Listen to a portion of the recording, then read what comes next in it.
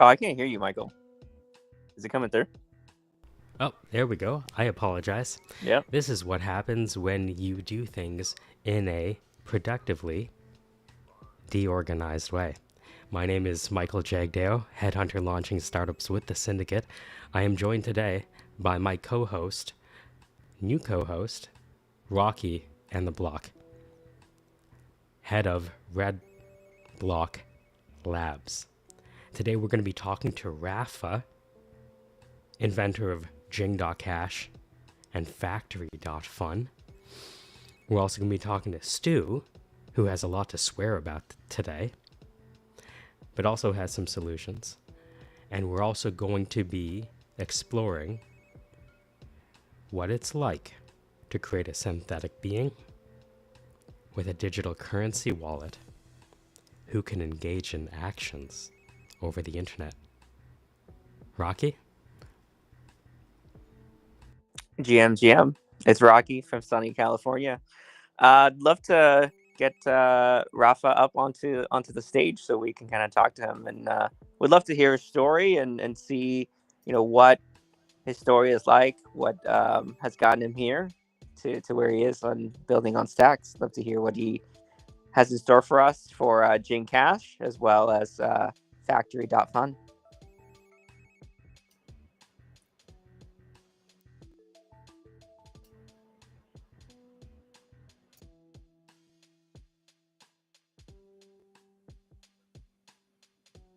What's up, guys? Mike, you're muted again. He's probably running two different things at the same time. I'm talking to people on the live stream. I could open live view, I Say guess. hello, Dan, to the YouTube live stream. Hello, everybody. Greetings. You're about to watch something spectacular. Even better, you're about to digest it. Good morning. You're about to eat. You're about to blow your mind away. That's right.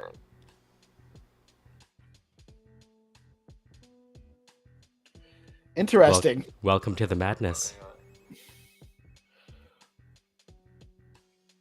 Hey, Rafa, how's it going? Let's go, everybody! Oh, How's everybody yeah. going this morning? Rafa, we talked for the first time, maybe a couple days ago? But I had always heard about you as like one of those people on the Mount Rushmore of stacks, right? That's how Peace Love described it to me, because you went through like a full transformation of who you are, what your skills were, and you actually learned how to code from scratch. And because I think that's such a powerful story, that's actually why I wanted to have you on. Not just because you might have the lowest slippage in the game. We're going to talk about that very soon. But before we do that, I want to make the invisible visible.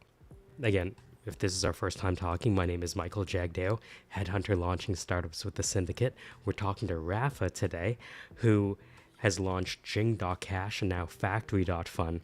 But before we get into the best platform for trading and owning assets ever conceived of on the planet, courtesy of Rafa, I want to understand, the child is the father of the man. You ever heard that? The child is the father of the man. So, before talking to Rafa about himself, I'd like to know where he grew up and what his parents did. Hey, everyone. First off, it's great to be invited on the show. Rocky, Mike, Peace, Love, Stu, Paul, and everybody watching the show. So it's a real honor to be here. Yes, I did go through the Clarity Bootcamp as a non-developer and completed it. I did complete the Setsuzu's 100 Days of Clarity right after that. And I did go through the Bitcoin Startup Lab twice. So quite a journey in transformation indeed. In terms of where I grew up in the neighborhoods of Paris, south of Paris, in the forest. And my father was an engineer in telecommunication, and my mom was a teacher in French, had her own sort of little business school, school for teaching French for companies. That's my background. Wow. So your dad was in telecom and your mom taught languages. And now you are creating solutions involving networked languages. Yeah, everything is converging in me. Whoa. And I feel like that's the case for the universe. And everybody in this room, I think, can feel it, especially with SBTC today being launched on Stacks. Everybody's pretty much excited about Bitcoin acquiring these superpowers now that you can program, you can do all sorts of things, get yield on it, and so on, right? So we're going to talk very soon about how the superpowers that were just added to Stacks, launching with SBTC today, which is, in my opinion, potentially the peer-to-peer cash for Bitcoin's peer-to-peer gold. We'll talk about that soon. I'm learning how to talk in that YouTube thing where you always talk about like things you're going to talk about later, but like try to string people along, right? Talking about the $1 million we're about to send you coming up soon. Now, we talked about where you grew up, what your parents did. Who gave you your first break? Who gave you your first break, Rafa? What do you mean by that? What does it mean? Like, English is my third language, so although It's I okay. live in the US now, I Opportunity. sometimes struggle. So Oh, I Opportunity.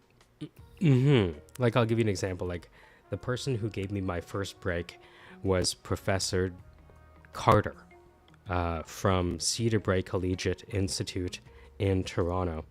And I was a law student of his in high school, and I showed interest, got great marks, and he hooked me up with my first co-op job. He was the first person who gave me a chance and saw some potential in me, even though I didn't potentially live up to my potential in my first engagement. Who gave you your first break? Who is your Professor Carter? Yeah, I think there's more than just one person who gave me a first break. I think that we owe a lot to all the mentors and community that helped us throughout our journey. And a couple of people come to mind, but I would say,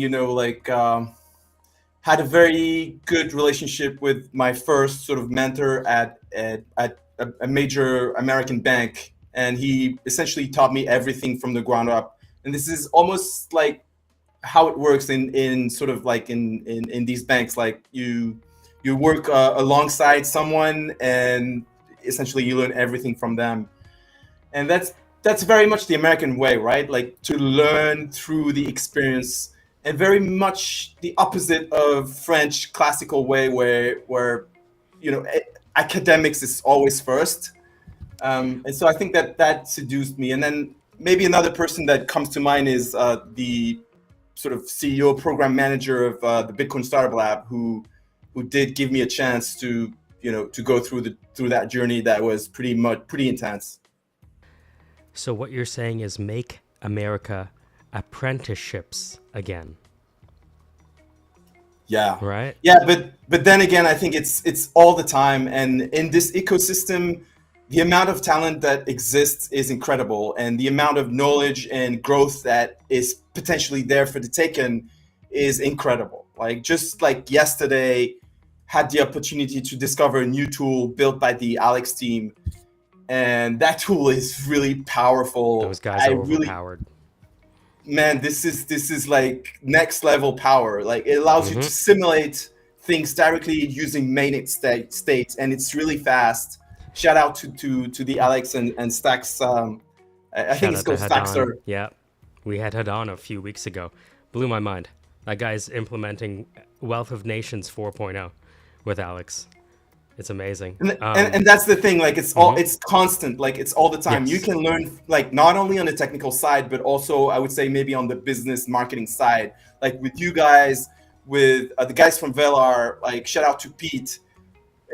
They are a marketing machine that is going to eat up the Web2 world, and I'm so excited for all of what they're bringing. And so, yeah, working in this ecosystem with champs is a way to level up. Like, no doubt, no fucking doubt.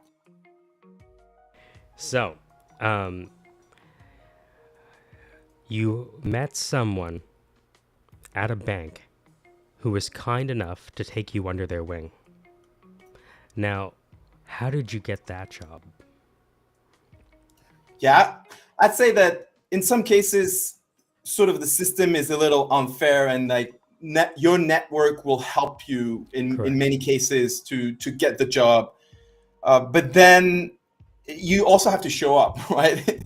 and even if people give you an opportunity, if you don't follow through and if you don't perform, then you're going to fall behind. And so it's really like, help yourself, and the world will help you, I'd say. And in my case, I'm ready to sweat. I'm ready to stay in the chair. This is something I discovered I love, and just incredibly grateful to be able to do it regardless of the outcome. I'm entitled to the action, not to the outcome. Aha, that's key. My sales mentor said that if luck is when opportunity meets preparedness, you actually cannot get lucky unless you're prepared for opportunity, right? So it's about what you do before the wave hits. And I think we're all in that position where, like, Rocky hasn't slept yet. I haven't slept yet. It's maybe not the best thing to do on a regular occasion, but there are certain things that are keeping us up at night. I think keeping us all up at night. So you mentioned about what you learned from your initial mentor at the bank. Can you talk about the world that person opened up for you? Because it seems like you're operationalizing all of that with Jing.cash and Factory.fun today, but it sounded like the kernel started there. Yeah. Yeah, so throughout my career, so started at that job in the front office, pricing sort of complex interest rate derivatives, coding in C#, but also took my own initiative to code in VBA and basic stuff, but it was from my own initiative. The job didn't require it. It was more of a sales than a structural kind of job, although the interest rates are most complex products of Wall Street, I'd say. So sorry, what was the question again? Like how did they do it, or what did they open up? Yeah. No. You're perfect. You're saying everything I wanted to hear, which is talking about how you started with that kernel of knowledge in banking, what you learned, and so what you said there is your job was to help price complex interest rate related derivatives at a top tier bank. That's pretty incredible. What an education. How old were you? I was straight out of graduation, so in my 20s. 20s. What it teaches you is like rigor, and there's no room for error. If you make a small error, it can cost a lot of money for the bank. And so this ties into what I'm doing now, which is, like blockchain is also about data and essentially value where it flows. And the same thing goes for, having a bug in these contracts, which are immutable, like which if there is a bug, if there's an exploit, it will be exploited. Paul's going to like this question. When you say rigor, what does rigor mean at a top tier bank when you're pricing complex interest rate related assets? Can you talk about what rigor actually means? It's a lot of preparation, I'd say. Like there's really a process that you have to check all the boxes. There's double verification, like you're not alone. You have clients on one side that you have them on the phone, right? And then you have the trader on the other side, and if the trader matches you, essentially that's double verification. And then beyond that, there's like, is that contract, and all sorts of compliant techniques that are implemented. But in terms of like the execution desk itself, like there's several steps before anything is being executed. That makes sense. So now that we understand where you developed your instinct for the financial rigor required to bring trading platforms to life,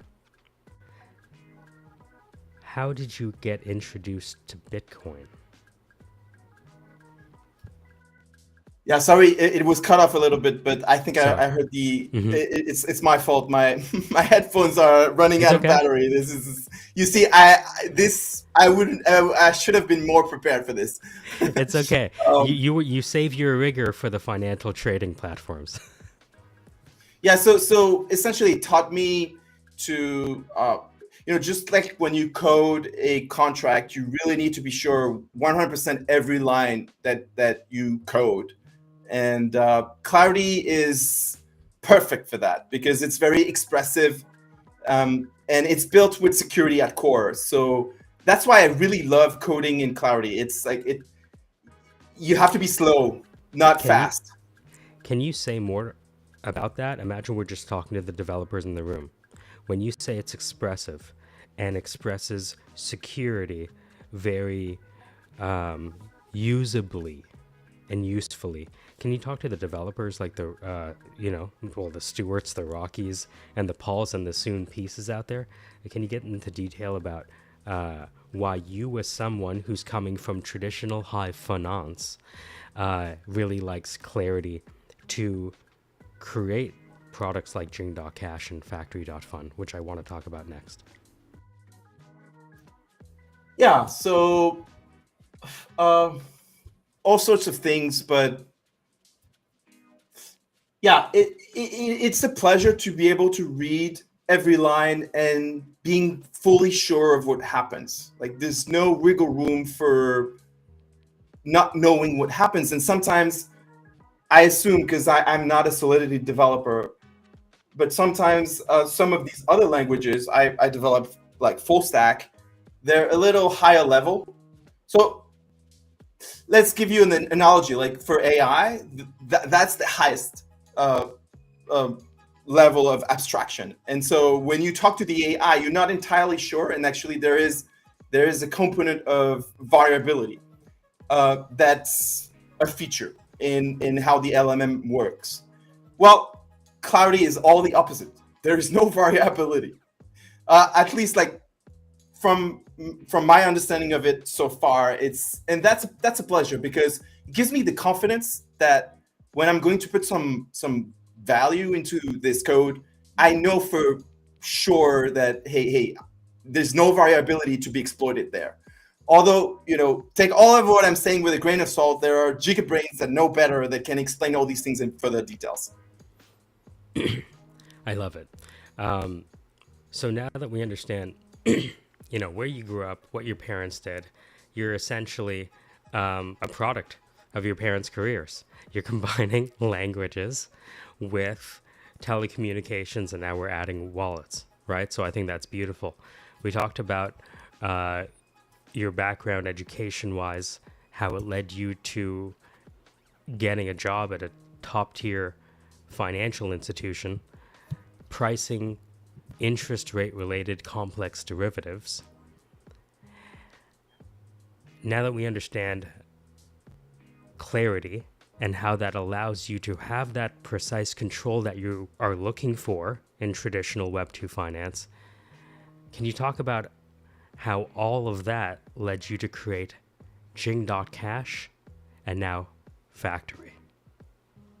Yeah, so maybe like further background into like all of this journey of my career is like, starting at an American bank during the subprime crisis, and seeing the element of variability in the system. And variability. That's a way to say it. So I remember being really down with the subprime crisis at the time, and people at my desk, like my colleagues, were complaining that for every dollar that was in circulation, I don't remember if it's like 20x were land or something. Right. So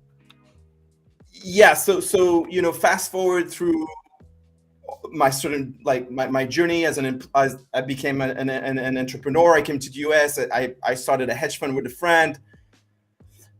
That was an incredible opportunity to be able to build my own business in this country, the country of opportunity, and being able to do it with someone very strong, very high caliber in finance. I also learned a ton from him.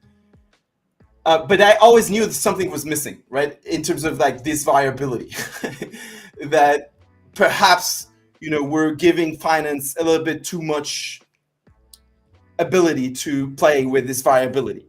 And so when I discovered Stacks, was instantly seduced by the potential to give, rules governed by code to Bitcoin.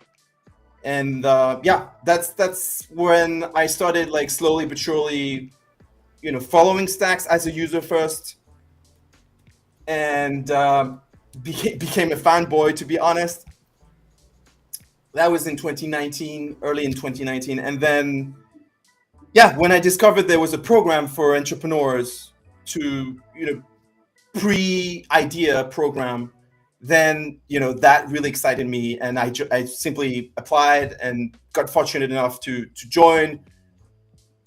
Albert, the CEO of that program, advised me to start learning to code, completed the boot camp as a non-developer. that was a pretty steep sort of learning curve.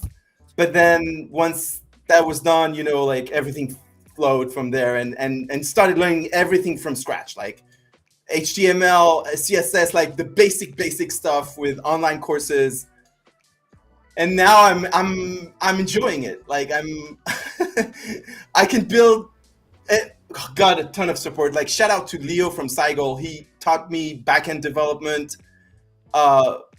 So generous with his time. Like he gave me a 1 hour and a half course, like scratch course on that. And then learning from the other developers as well. Like we're not in a silo, and users is what matters for me. Like I want to build for users. Yeah, users first. Yeah, I'm kind of rambling at this point. No. This is perfect. So, when we talked to Hadan from Alex, who is turning Bitcoin and stacks into capital, collateral, credit, and cash, he said that what stacks is doing is bringing programmable money to Bitcoin. So as we talk about your experience with these Bitcoin startup labs,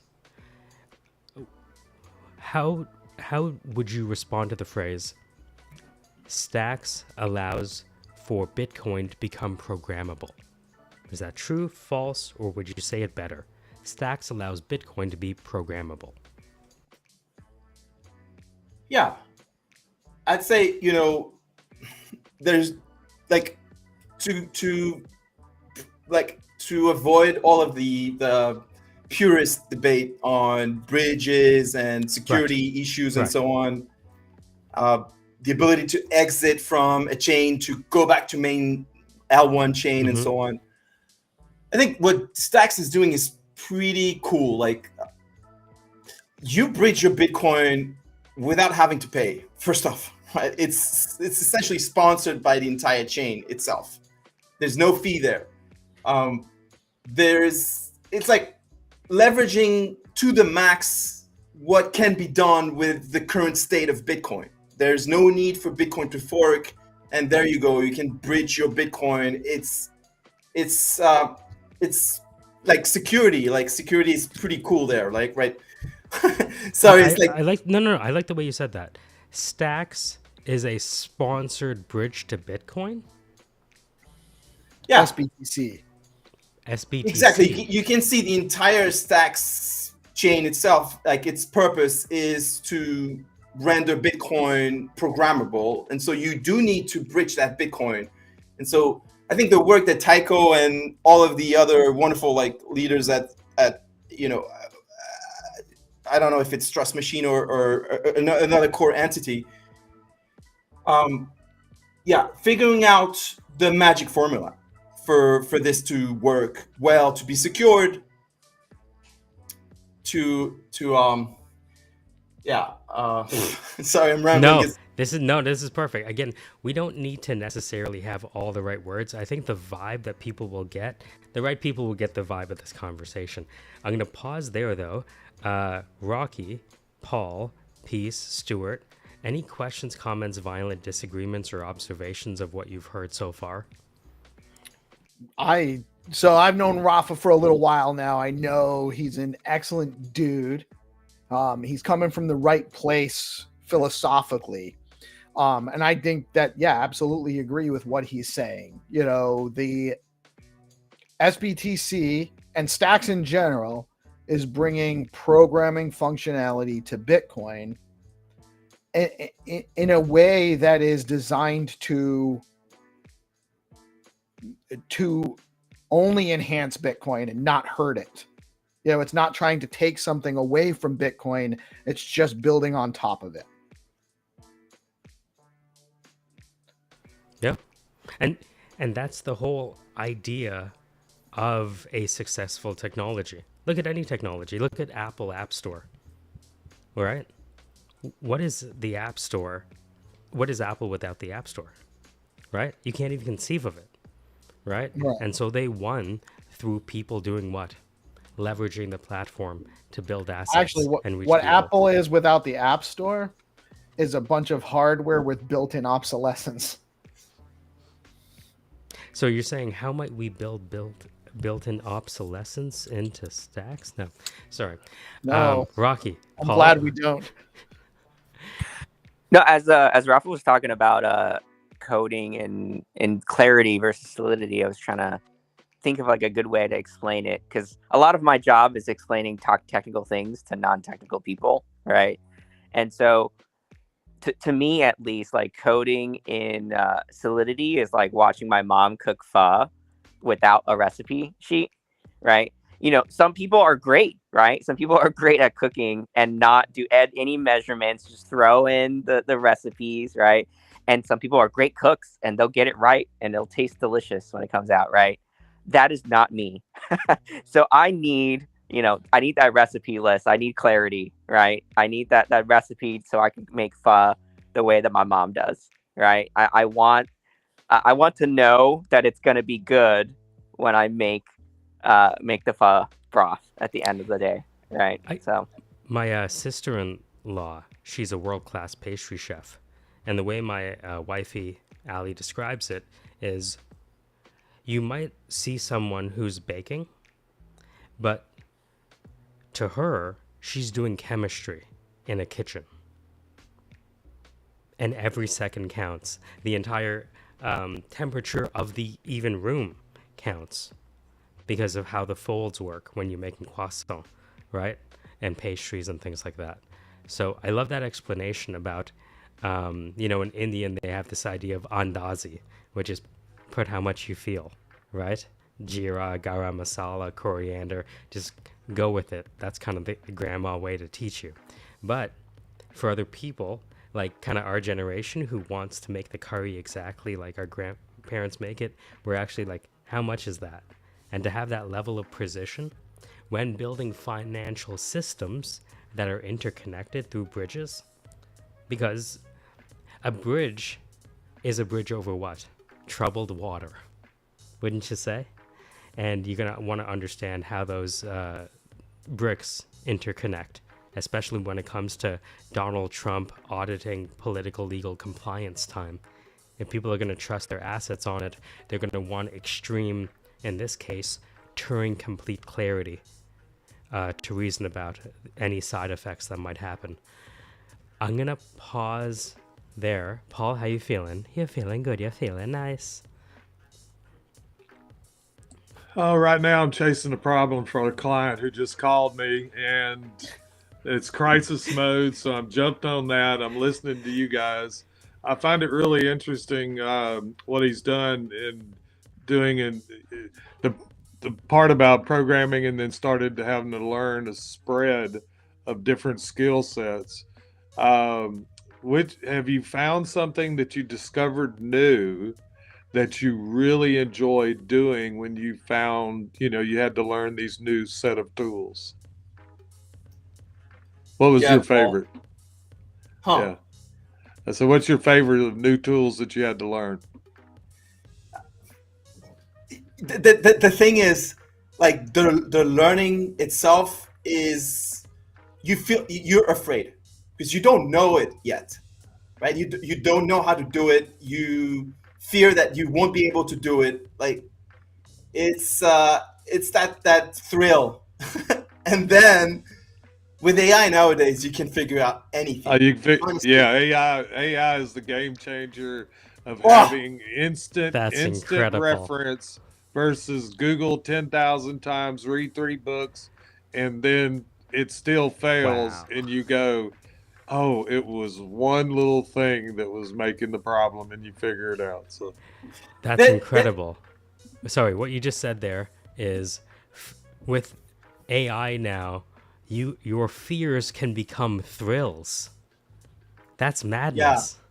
Yeah, Mike, there is one caveat to that it can go sideways and loop you into wasting your time for hours and hours. And so can people. Yeah.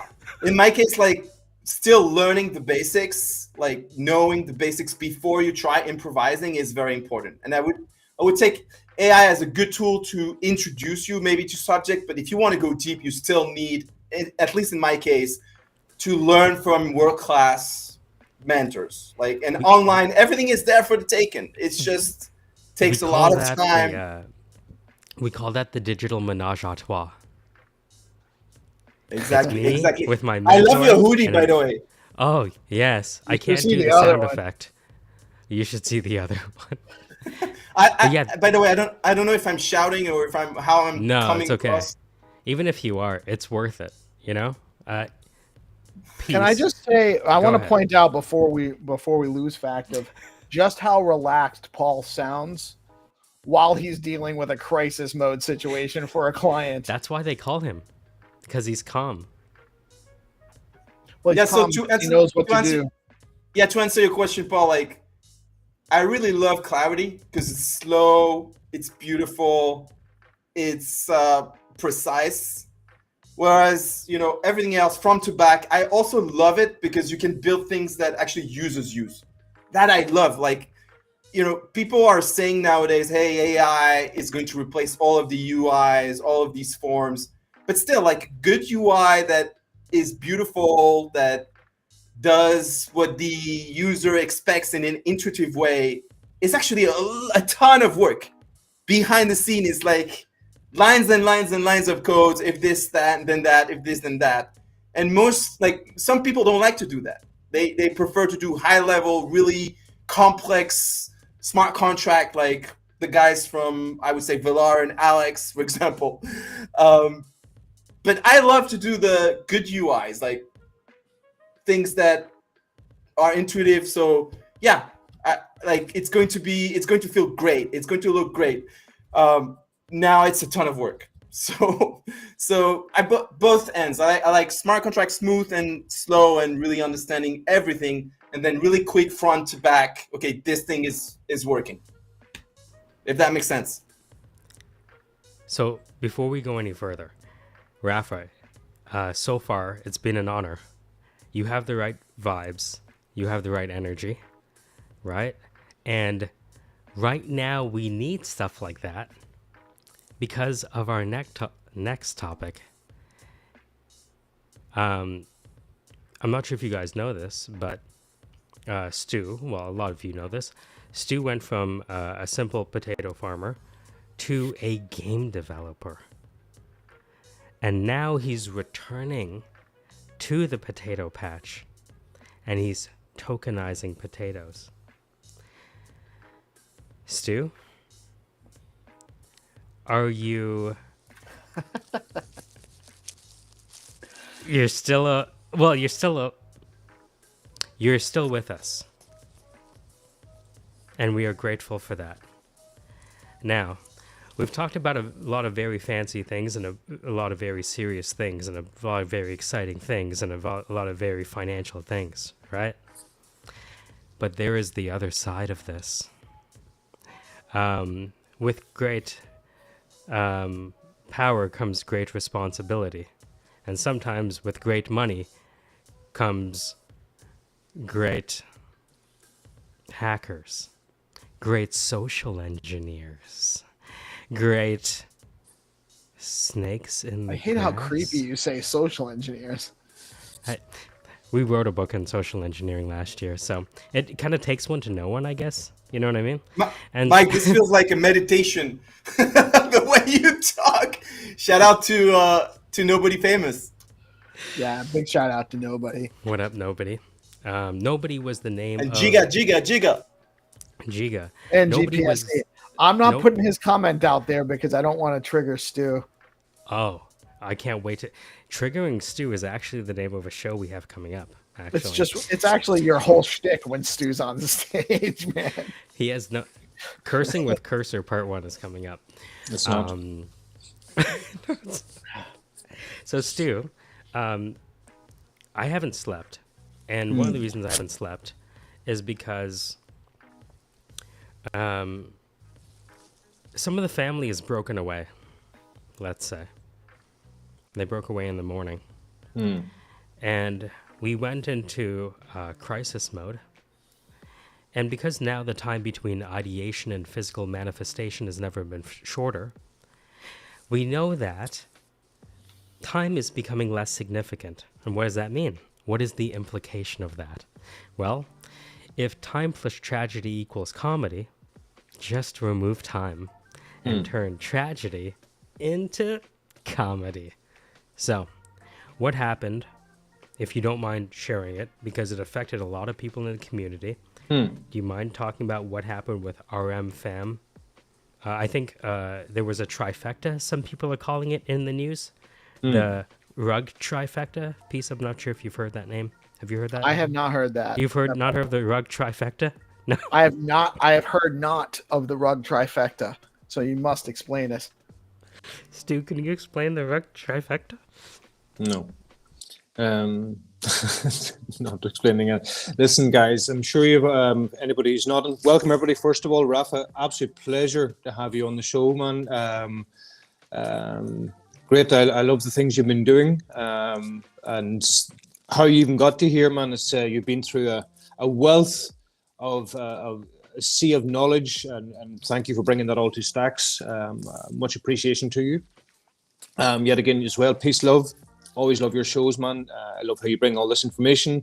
Oma, the rock of the corner. Rocky, as always, ChatGPT. We have the wealth of information.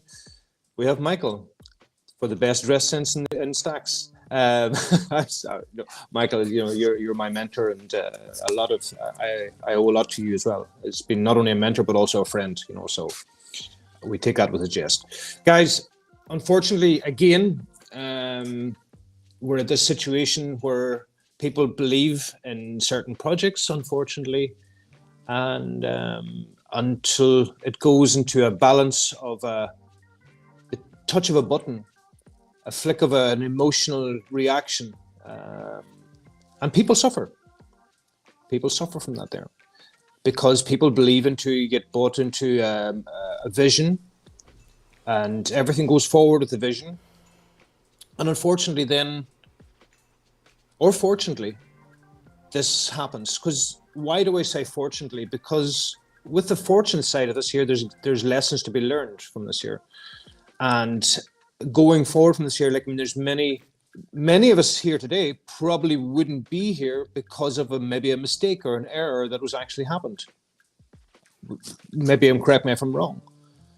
And I think we all are the result of errors or situations we've had in our life. So the great thing about, and there's actually nothing great about whatever happened yesterday and what just happened with Goatcoin and many, many different projects has happened before, with all these emotional runoffs that we have with people's funds and money, that we do have people who can come forward and say, well, listen, we can actually maybe create something that can't actually be done like out there. We've already had some discussions this morning with the potential of making situations where people actually can join a project and feel relatively safe. You know, so what do they say? Necessity is the mother of invention. Necessity is the mother of invention. You know? Yeah. Amazing. Yeah, I'm not swearing. I'm not swearing. I'm not swearing today, guys. Fuck that. There. I just want to add just one thing. I'm completed my issue. They're resolved. They're happy.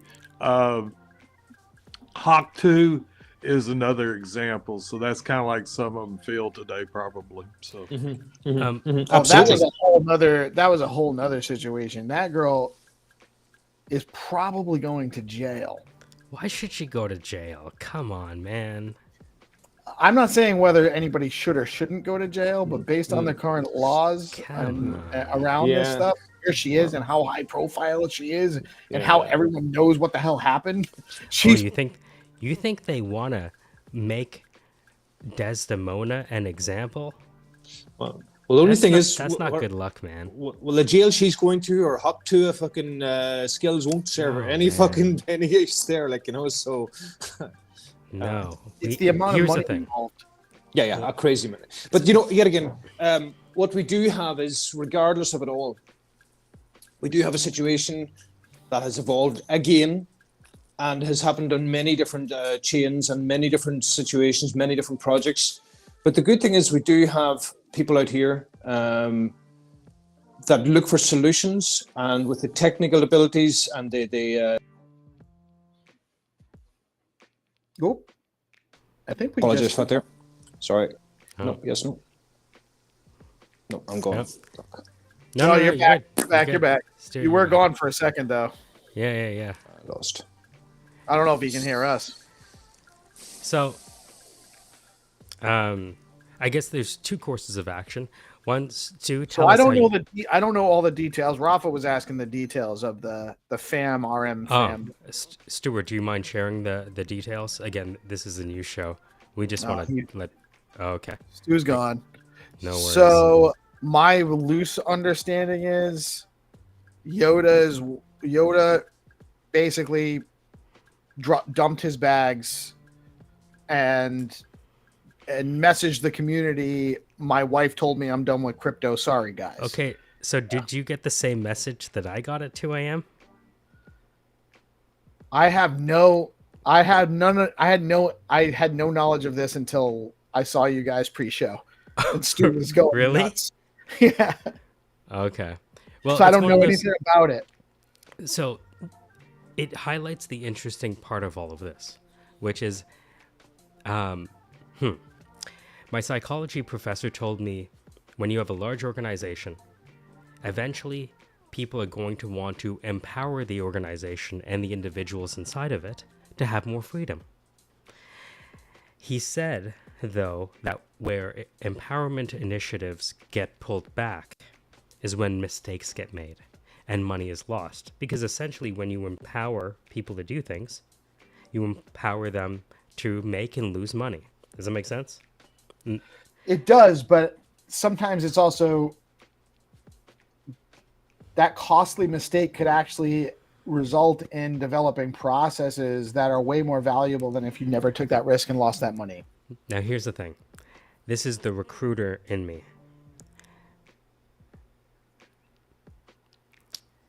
I don't trust process. I trust people. Right? Yeah.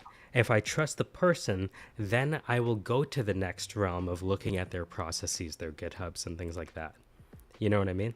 Mm-hmm. And so, what Rafa and Alex, Jing.cash, Factory.fun, right? What this is allowing the creation of is a better functionality that can allow you too to become Gary Gensler. That's right. Have you ever thought about playing Gary Gensler? This is your chance. Now on, you know what I mean? Like, you can do that.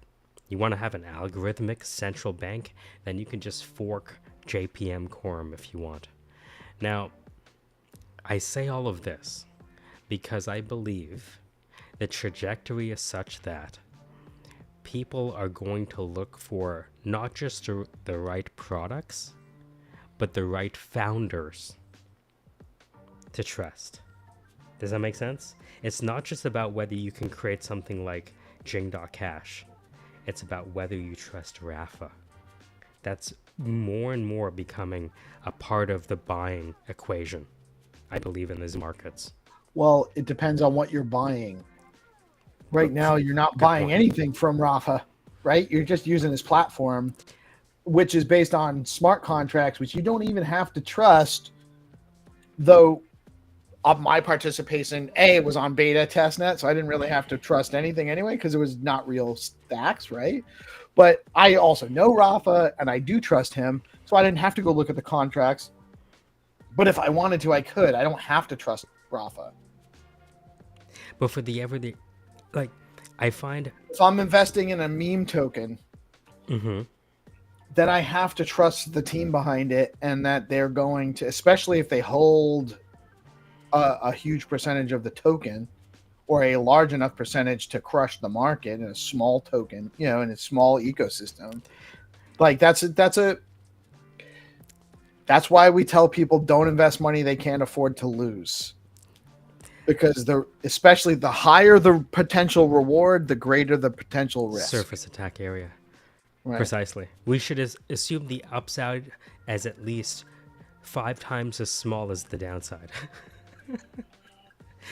Right? So in this case, did you guys notice some red flag? Was there Yes. high concentration? Yes, there Or was a red flag. What Yes, was there the was. So George pointed it out. It had something to do with the liquidity. I'm gonna pull it up right now. George, the one FT George Grant? I believe so. I'm gonna find it With right from now. the meme guy that Here we created go. meme token. Okay, so sorry, Rafa. Do you mind if we tried doing something live? Here, I'm gonna share Let's my do it. screen. Is that okay? All right. Do. We're sharing our screen, doing computer stuff. Doing computer stuff. Computer stuff. All right. So this is George. That's the new computer stuff music. All right, there we go. Computer Gonna stuff. sample that. Yeah. George has been doing a great job Yeah. George at, is a at G. warning, giving Yeah. away some Come on. some red flags. Right. He has ETH and BTC. Right. Crossing the political crypto lines. So Bored apes. don't say I didn't warn you. Literally, I warned you. Rise of the meme fam. Imagine what happens when fam is breaking apart. Now, Well, look at here's that the thing. rocket up. Look. Not a financial advisor. But don't hold everything through okay. through that move. Don't Sorry. hold everything through that move, Sorry. guy. Peace. You Now- XRP people are hearing me. Peace. You've been talking to Landy for a little while. Can you describe what's happening here? So this isn't something specific we covered with Landy, but you're just looking at a multiple X return, multiple times return on your investment over a short period of time. I can't even see the. Hold on, let me actually maximize this. So That's what she we're gonna said. go. Yeah, you went from 0.05 under 0.05 to 0.35. That's more than a 7x. Come Don't- on, you know, man. 7. 20x. 7x. 20x Rafa says. What more do you want? 7. All right. So here's what he said. For those new to Stacks meme coins, don't get trapped into coins that have no liquidity. $fam is a good example. You see it pumping, but when you look at the liquidity, you realize that if only 0.7% of it goes sold at zero, extremely high risk. In general, look for a balanced market cap total liquidity ratio. Anything under 10 to 1 should be safe. Rue, by who piece? Who's Rue? Rue is Jack Ben Switch and Ian Banksia. That's right. Rue is a good example of a very safe coin. Not financial advice. Their market cap total liquidity ratio is 2 to 1. Don't get trapped. Always make sure. Part of the reason why their liquidity is they did that by design because they designed it smart, and they told us what they were doing along the way. Aha. Build with, not just for. Don't get trapped. Always make sure the coin you invest in has market cap total liquidity ratio of under 10 to 1. Check your favorite coins. I'll create a cheat sheet of the top 20 coins on Stacks in a bit to help newbies out. So here's where I throw to Rafa. Rafa, what does this mean for the noobs? What does this tell you? Yeah, exactly. So he said there's a 1 to 10 ratio. If you look at the market cap, 6 million and then 50K, right? Is that the, and you have to consider the STX side of it, right? So total liquidity includes both the token and so essentially it's half, right? The real sort of value is to be taken, like to be like, yeah, they stole half of it, right? So yeah, but if you just look at it like this, it's fucking amazing. I think it's very well said by George. Like, don't get trapped only by the price movement. Do your own research and check the quantity, right? The amount of stacks that is inside the contract. So, Rocky Paul, I'm not sure if you're there. Rocky GPT Engage, if you don't mind. Can you explain this as if you're explaining to the to the noob, but wealthies, right? What does this Well, mean? let me understand this a little better. So this is a question for just the panel, right? But even the ratio that you calculate can change in an instant, right? Because unless the liquidity token itself is burnt, they can pull liquidity. Like one moment, it could be the ratio is 1 to 2 or whatever, right? But if they pull liquidity from Velar, that ratio can change in an instant, right? As fast blocks go. Huh? I gotta say, to me, and again, I know like this affects people, but look out for potato, not financial advice. But I gotta say, the top of this is looking pretty good. Like just this right here. Well, they can't see that because we're in the way. You can't see it because you're looking at the screen. So hold on. Okay. Now it's just your screen share. Okay. Look at that. That looks great. That looks great. But to be honest with you, I'm probably not buying something that's had a 40x over the last 30 days because I missed it. But I'm just saying, this is pretty good. I don't know. But Peace, it could Way better than 10,000x. It could, but it probably won't. So it sounds like if I were creating an investment agent, cue Rocky GPT, think about how we're going to talk about Eliza as we wrap up today's show. If I was going to create a bot that was going to trade on my behalf, I may consider this ratio suggested by George when creating and deploying my agent with a wallet. Is that fair? Yes. I think that's fair. And I think it's also about earlier we talked about risk to reward, right? So don't, YOLO your entire bag into something that has very low liquidity, right? Do 1%, 2%, sort of gamble money. But right? Here's the thing. I'm down 10,000%. I can't afford to play it safe.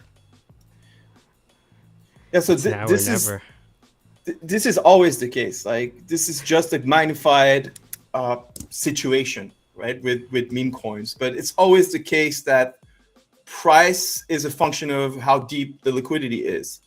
So, like, even in TradFi, usually what you want to see is some sort of consolidation, right? Even in Bitcoin, right, which is trading for billions of dollars in volume every day. You want to see some sort of consolidation, and there is going to be volatility along the way. But if it goes up too fast, too high, then that's max risk, especially with, like, if you look at the depth of the liquidity. Not everyone is going to be able to get out. And what happens is then those who have bid bags, they start to get to that point where, okay, this is significant amount of money for them, and they cannot help it. They are just going to deplete the AMM of its liquidity. So don't let the price cheat on you, sort of thing. No, beautiful. So this is for the Karl Marx fans out there. There must be some, I'm in a social democracy known as Canada, so I guess I should know a little bit about Karl Marx. He said one of his criticisms of capitalism was how, this is going to bring it full circle, how price was abstracted from value. He said that when you start trading money for cows, sometimes you can just arbitrarily raise price of cow. Add salt bay. It's not arbitrary. It's set by the market. Actually, it's not arbitrary. No, but it's just one of those things where he it noticed beats that trading a cow for a horse. He noticed that with the penchant for conspicuous consumption, what you could do with price fetishism is simply raise the price, which caused the gift and good of raising of demand. Does that make sense? The price became its own fetish. Yeah. Yeah. Does that make sense? And of all the things I read, I was like, damn, that price fetishism was fucking bang on, right? Yeah. It's Explain dark. that to me. I'm not quite sure I understand what So, you mean.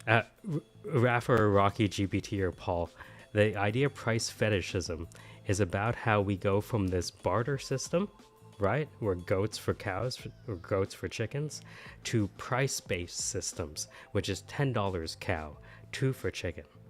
And this idea from Marx of price fetishism was that just like somebody has a kink for leather or for lace, some people have a kink for price.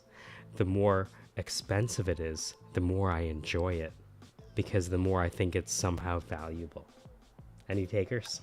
Okay, so you're suggesting that the price. The price is part of the consumption. The price sets the market and not the other way around. The price is also something to be consumed because a function of the exclusivity it confers, let's say. Yeah. So in the e-commerce side, that's why like the top like luxury brands, they don't market to people who actually have a lot of money. It's usually people who want to look like they have a lot of money.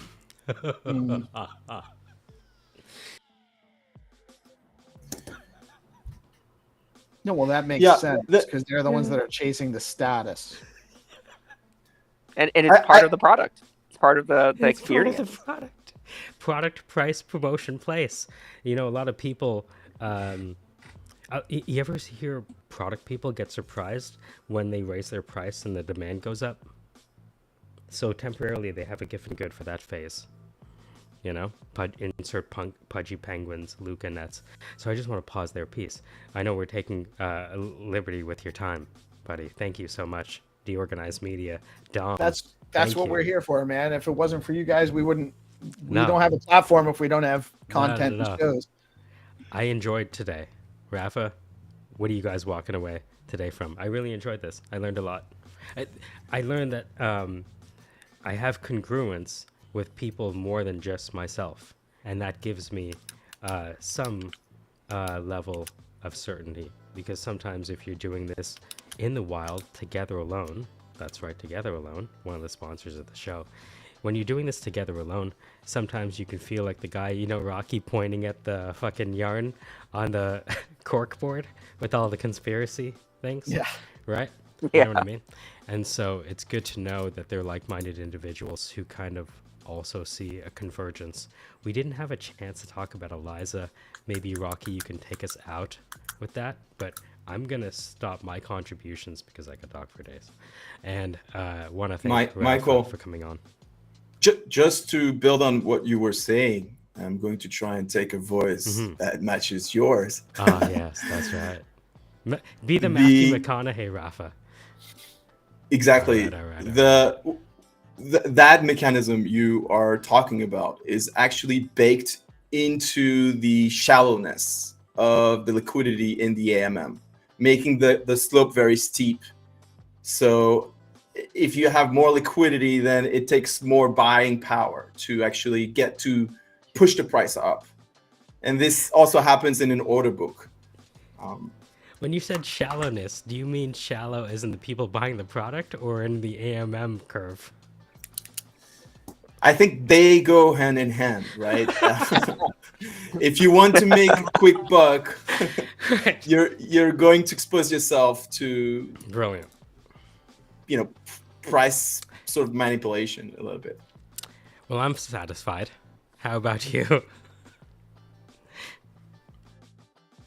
Me? I'm satisfied. I'm just satisfied. happy we have a show and I'm all happy. these people that come hang out and chat. I with like me the for a idea while. that we combined emotional shallowness with ego shallowness and financial shallowness. I think there's something there, whether it's a show or a coin or lessons to be learned.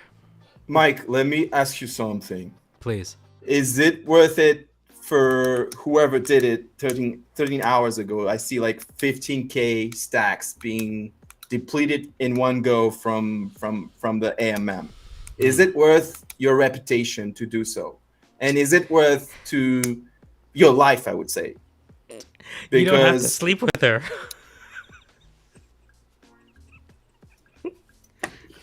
If there is a wife, we don't know if there is a wife. That's what I'm. That's all I'm That Oh, could saying. I be- see. I see. That could be Look. an illusion. But Like, anyway, I'm divorced. You don't have. You understand. I understand. Like when you're divorced, you know that Chris Rock joke. Like after you've been through it, I understand. You know what I mean? Like sometimes being married or not, can make you do things that you might not want to. Here is the fucked up thing. You understand that we live in a world where people have lost hundreds of thousands, even though Bitcoin is worth 100,000. Do you know what you have to be trading to be losing 100,000 when Bitcoin is 100,000? Do you understand what kind of leverage is at play? The casino's open, and that's why people are looking for who to trust. Not what to trust, Yeah. not just what to trust, but who to trust. It is a trust battle. And have you guys seen sort of hedge fund managers calling out on Michael Saylor for being over leveraged and saying that he has Oh yeah, they called him out increasing on his chances. on CNBC. Was that this morning or late yesterday or yesterday? They were talking to him about it just being a Ponzi scheme, where he was like, "Well, it's the same thing, because you just basically, the price goes up, you leverage, buy more, the price goes up," and he compared it to Manhattan real estate, and he said, "I don't call it a Ponzi, I just call it an economy." It's not a Ponzi scheme unless it is prosecuted as such. And even if you are prosecuted as such, if you pay such and such fine, you will allow for your Ponzi scheme to then become regulated. So Bitcoin is kind of going through that Travis Kalanick Uber moment, just with no Travis Kalanick. Yeah, but it's also, there's no centralized control over the Bitcoin ecosystem. The Bitcoin network isn't centralized. Well, I mean, plus or minus BTC Core, But you can't MIT lab, blah blah blah. You can't. It's not a Ponzi, is the point. You can't pull a Ponzi if you can't control it centrally. It could be a folded pizza, let's say, huh? A folded pizza. Panzerato. Yeah. So I don't know if you guys remember back in from 2018 to 2020, Tesla was also quite controversial. A lot of people were shorting Tesla, saying that it was producing many less cars than competitors. Its market value was completely like orders of magnitude higher, and it actually turned out in their favor. So it seems like there's always this battle, right? And it is a battle of trust at some point as well. Sorry, let me just say this. So, Simon Wardley mapping. Have you ever heard of that? Wardley mapping is perfect for this. So I want to end off with this. Manish introduced us to this. It was, my full understanding came from Manish because he worked, he did some work with Simon Wardley, who helped, I think, Concentric, I forget the name, steward Ubuntu Linux. Anyways, if you use Ubuntu Linux, it's in part because of Simon Wardley. He saw that all products go through this process of genesis, custom built, product, and utility. Genesis, custom, product, utility. 2008, German Chancellor on brink of second bailout. Custom solutions kind of end up being like forks, like Ethereum Solana, adding programmability to tokenomics and tokens themselves.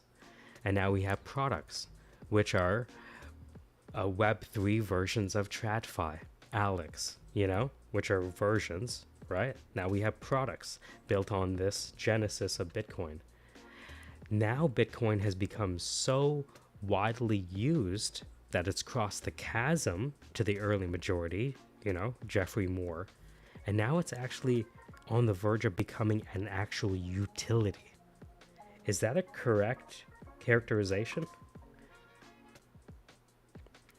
And so that utility has to be politically, legally, and regulatorily treated now that it is common among the masses in a significant way. Yeah, I don't know if it's me. I've had some headphones issues, as you know, so I didn't hear everything you Oh, it's said. okay. But No worries. I'm excited about, honestly, I'm excited about nations starting to realize what Bitcoin is, that your enemy can hold it, that you cannot weaponize your That's crazy. So The Bitcoin. ownership of. game, right? The game theory piece is now taking off. What you're saying is Bitcoin becomes the ultimate syndicate. The thing that ties together the ultimate syndicate. Because the ultimate syndicate comprises the most enemies, wouldn't you say?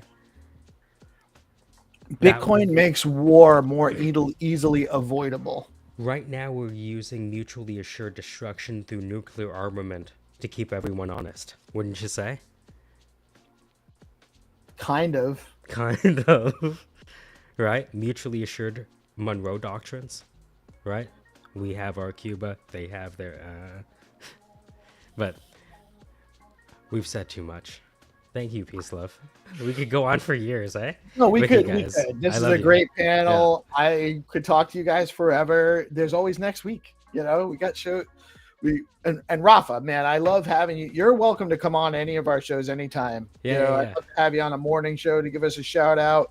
I want to remind people: are you're still in beta for Factory.fun, right? You're still testing that out. Yeah. So We're slowly but surely gearing towards mainnet. So do we're you have a timeline for that? When do you think? I'm not trying to pin you down.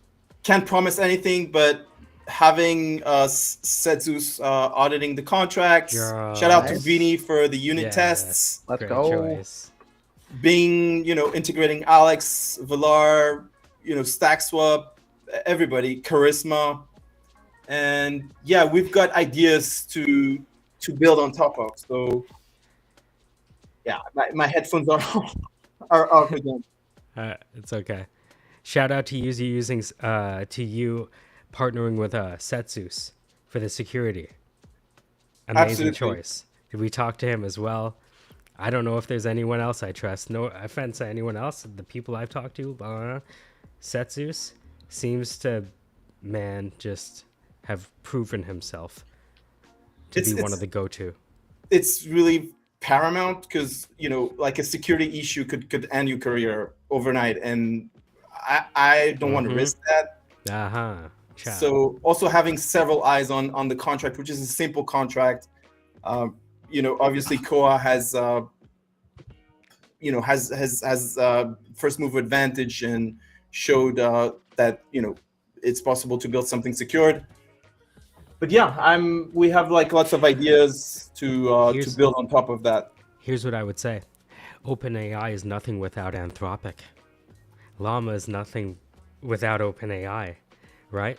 The mutual competition allows us to run faster, and if we want there to be a future where Bitcoin is real, then it is our mutual, even within our teams, Even with our teams, we have our agents. My agent will compete with Paul's, right? And now Aiden is building his. And we're kind of having fun mutually competing with each other, and it makes us better. Yeah, just to circle back with what you said at the beginning of, we are the product of our mentors, and beyond that, our environment. So that includes potential competitors.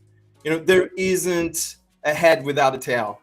So I'm pretty honored to have picked a pretty principled and hard work, he ships really fast and he iterates and fails forward a lot. So that's overall, the entire movement, we're together, everybody's together, and I will say this. It just signifies that Stacks is growing, in my opinion. While it's good to be fast, it's also really good to be slow at the right times. And that's what Setsus represents, being slow at the right time. Well, even if you look at Polygon, maybe as an example, they were fast, but they were fast at the wrong time. Right. And now they've gotten passed over. Yeah, and you think about how that relates to just about the most important creative work that you'll ever engage in your life. Being Slow at the right times. Well, you said luck is the convergence of preparedness and An work. opportunity. And Opportunity. Yeah. Yeah. Preparedness and precisely. opportunity. Yeah. Right. And sometimes you gotta be prepared, but maybe don't push things before you're ready too. But I do want to get back to factory.fun. Go check it out. And if you're Check it looking out. for a large swap in stacks, get over to jing.cash. It's an OTC swap platform with no slippage. And I think That Roth is an sounds awesome amazing friend. when you say it like that. No slippage. You No. will not have any yeah. price impact like the one you sow. No as long price as impact. both you and your counterparty agree That's on a right. price, then that's the price you get. You're going to have no price impact. Low Right. slippage. It's just an easy way to do OTC swaps. You know, it's a functional place. It's safe. It's tested out. And it's functional. So if you're looking for that smaller market for that, because when I don't have the juice to have that kind of swaps going on, because I don't have that kind of juice. Yeah, I don't have that kind of large scale holdings. The ones that do, Amazing. You get the juice. I Peace, love. have no juice. I'm juiceless. So Rafa, I know on Discord we chatted a little bit about about Jing Cash and you shared a little bit about how you thought it was like a bit early, right, for the space and for the use cases, right? But I think it's going to be useful in a very near term, right? So just in the last 24 hours, 2 AI agents on virtuals agreed on something, a transaction. So Luna, one of the virtuals, she wanted to create an AI image to like share with her community. Like she wanted to like shill something like through an image, right? But she didn't have the capabilities as her own sort of like directive to create it. And so what she did was she created a request, right? And sort of the virtuals platform, they have a catalog of the other agents, right? And so one of the other agents was one that created images. And so they had a whole discussion about pricing, and they agreed on pricing. And then the other agent created the image, sent it to Luna, and then Luna posted it on her X profile, right? And so I think as these agents get better and better and they're transacting with each other, they're going to be the ones who want, like feeless and low spread swaps, right? Because they're going to look for systems that are more and more efficient, right? And they're going to be trading with each other. And so I think Jing Cash is going to be very, very useful in the very short term.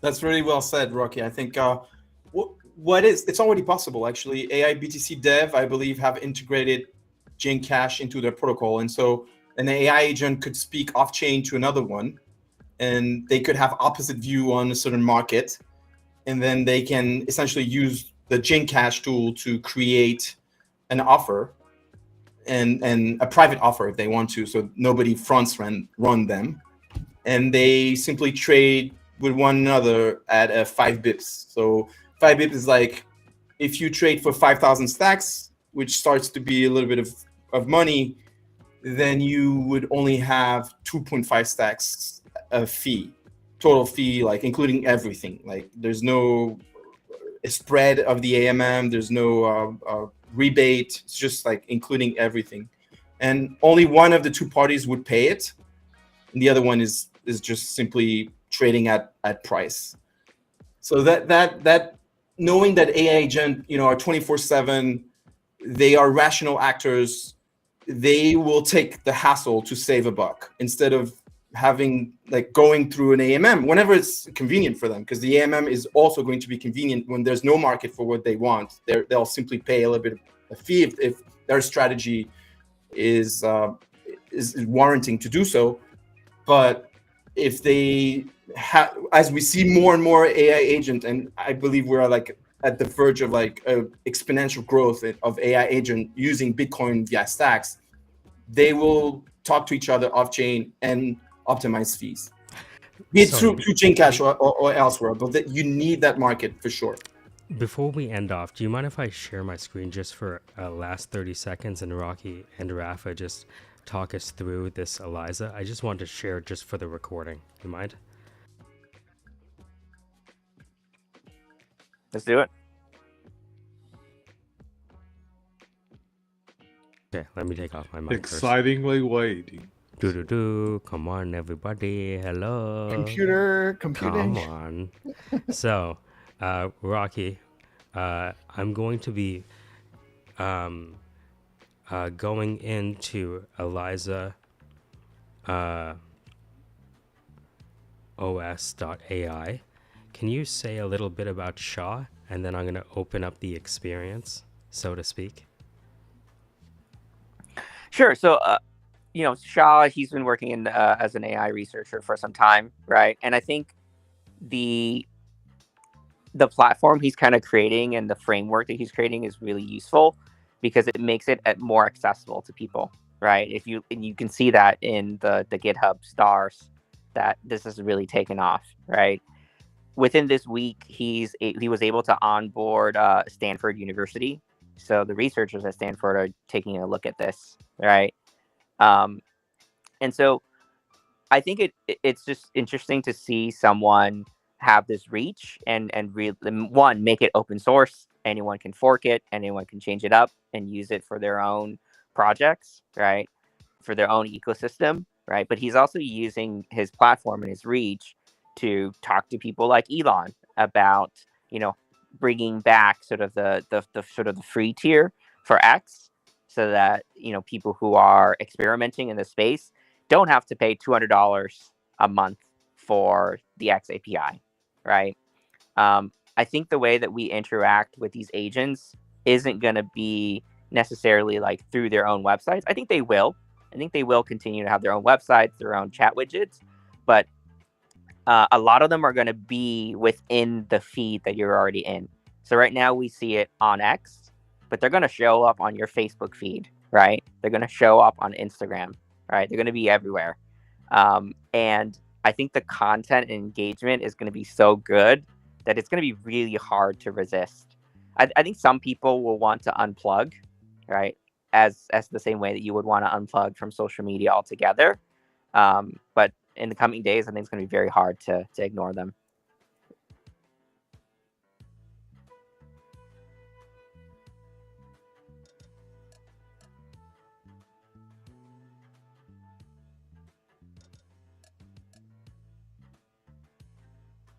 I'm excited for the tech. I've always said I want Cindy to be the Syndicate CEO. So we're going to make it happen. Sorry, last thing. Jim Keller, Tenstorrent. Are they going to compete against Jensen Huang? Raises almost $750 million. Jim Keller created everyone's chips. Intel, AMD, Tesla, Apple. What are you thinking about? This is the last thing. Your ability to deliver AI solutions is based on 4 things: compute, network, storage, latency, inference. Can you dumb that down for folks and explain to them why you're considering a Tenstorrent gray skull? Well, I'm just looking at other builders in the space, right? Like not even like tied to like blockchain tech at all, like just like pure like AI inference and just productivity tools, right? A product that's making almost 100K a month is paying like 5K in just OpenAI tokens for inference, and that's not including any of the image generation that you do. That's probably another 8K, right? And so I'm considering, because the Tenstorrent box, like I think it starts at like 15K. When you have a business model and you're paying like 10 to 12K a month on just AI tokens, then that 15K box starts looking not so expensive anymore. So been looking at Tiny Box as well as Tenstorrent once you pointed it out. we'll see how the research goes.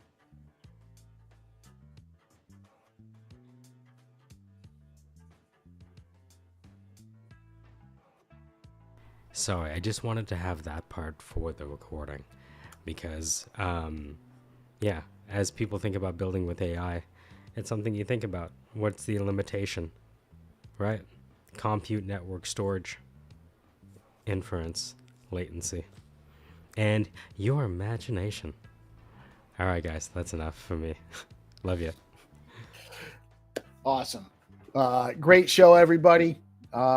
Thank you so much, Rafa, for giving us so much time today, man. I love what you're working on. I love the energy you bring to the space.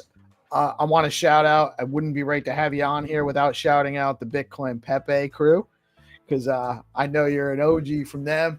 And Oh, damn, I didn't know in that space too. Oh, you I'm didn't new know? to this whole thing. I feel like I'm new to this whole thing. You guys all know each other. I'm like the newest one. Well, we're helping you meet everybody. Yeah. Well, you better That's not kind of fucking what rug our me. role here Look, is at DeOrganized, is to kind of bring everybody together. if you guys rug me, I'm leaving. Okay.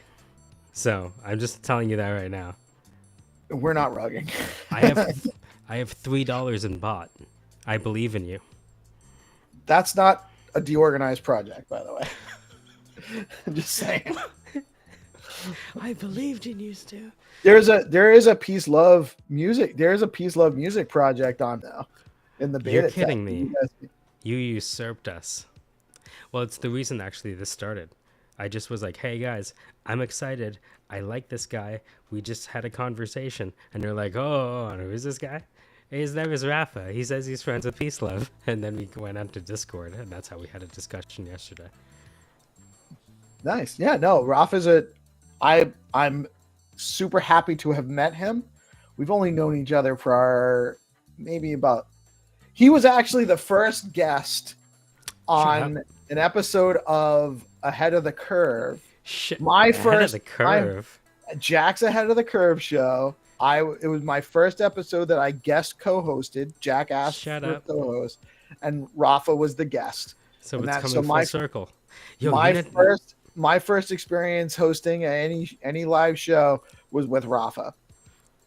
And now he comes back after 100,000 Bitcoin. We need you to come back next week, $200,000 Bitcoin.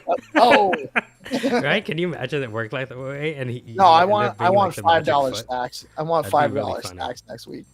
That'd be really funny. But right now, Rafa, in terms of you doing shows with Peace Love, you're up like $50,000 from show to show. Just saying. One way to look. It's not a coincidence. You know, whenever you guys connect, good things happen with the price. Not financial advice. Michael will not let this show end. He keeps saying one last thing and then wrapping it up. And as we try to wrap it up, we go into another conversation. I like it. But I'm glad we went through Eliza. Thank you, Rocky. Thank you, Paul. Great stuff. As always, Michael, thank you so much for doing this with us. Rocky and Paul, Oma, thank you guys so much for participating. All the people in the audience, Nobody Famous, GPSC, everyone that's been commenting. We really appreciate you guys. Freddy.btc said, what's up? I love the stuff that we're doing here. I love what Rafa is working on. He's a tremendous value to our ecosystem. And so is the Syndicate and all the things that you guys are building in the AI realm. So thank you guys so much for participating and for doing the show. And we'll just keep growing the ecosystem together. An honor. I am Peace Love Music. We are DeOrganized Media, coming at you live in partnership with Bitcoin Live Decentralized Broadcasting. And this has been another excellent episode 6 of the AI Deep Dive with the Syndicate. Coming up in just over an hour, we got Landy, a Learn TA with Landy, episode 6, I believe, although I know his son has been ill. So not certain we're going to have that live, but we should be ready and let you know soon. And 2 p.m. is Art on Stacks. And tomorrow morning, tune in. We got Snazzy coming in to talk to us about BNS1 and how that differs and what the options are for that versus BNS V2. And y'all have a blessed day. Peace out.